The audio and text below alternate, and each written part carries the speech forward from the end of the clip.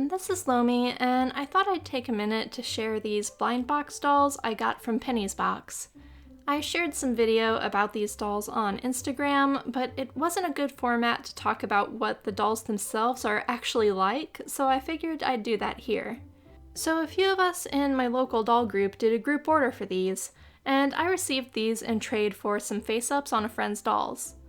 We ordered the set of 6 blind boxes, and each of us got 2. I was really happy to get the 2 I liked the best, and the first one I opened was the Tiger Girl. I didn't really know what to expect from these. I had seen one from a previous blind box set in person, but I didn't play with her much. I didn't have very high expectations considering how inexpensive these little dolls are, but I was really happy with what I found inside the box. I definitely didn't expect the dolls to be double jointed, and they posed a lot better than I anticipated. The only real drawback is that because they've got the big heads and the hard plastic hair, they're really top heavy, which can make it hard to stand them up.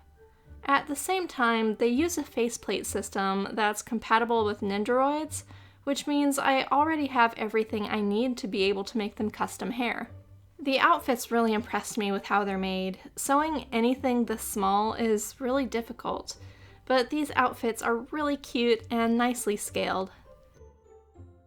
They don't have any finished edges on the seams, so I do worry a bit about the material fraying over time, but since I don't handle my little dolls very much and prefer to keep them on display somewhere I can see them easily, I don't think it's likely to happen very soon.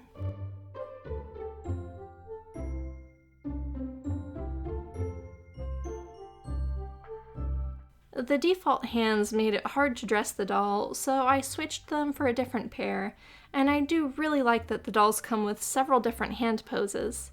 The little fist hands make it a lot easier to get the sleeves on.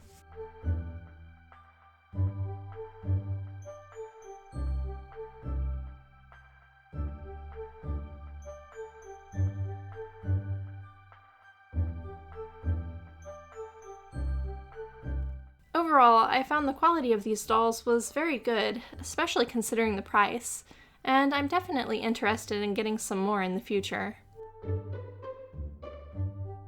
My second doll is, I guess she's a dog. I think she's supposed to be a Shiba Inu.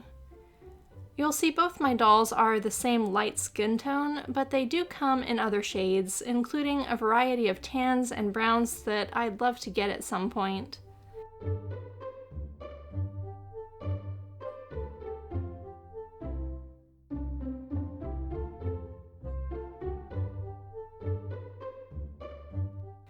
This little doll's ears and tail are flocked, which really surprised me, but I loved the soft and fuzzy texture.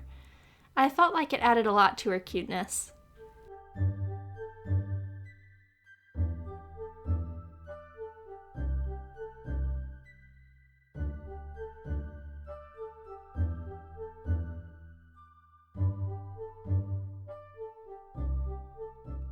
I did have some trouble with this little doll though, because I found one of her arms is strung a lot more tightly than the other, which made it impossible for me to get her hand off the hook to replace it with the closed fist.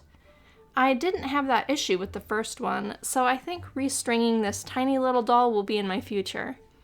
It may just be that the knot in the elastic has migrated into a joint or something where it's too tight to stretch, in which case rotating the elastic will help.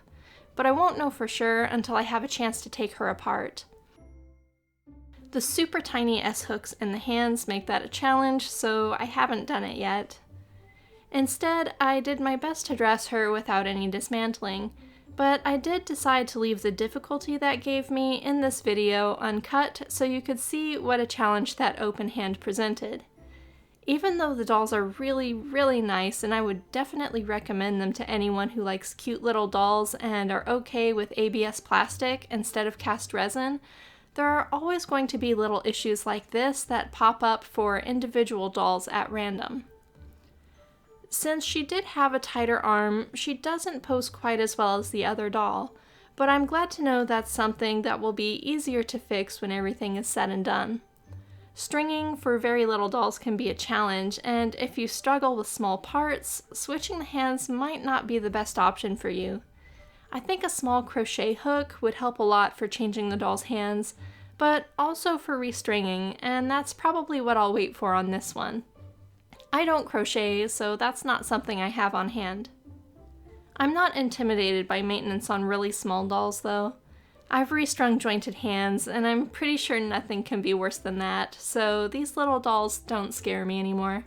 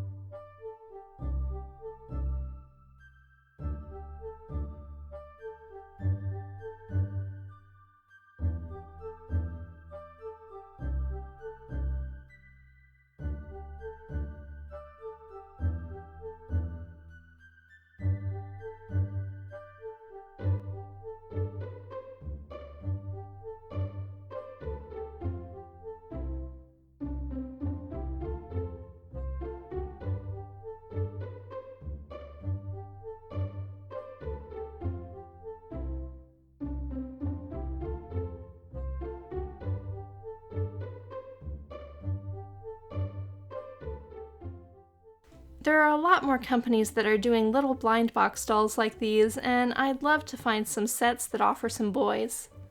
Regardless of what I get, I think I'll wait for ones that have human hands and faceplates.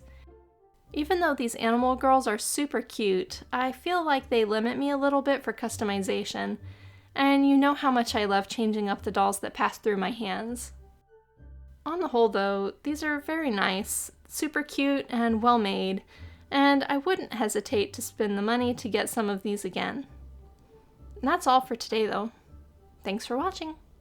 Bye.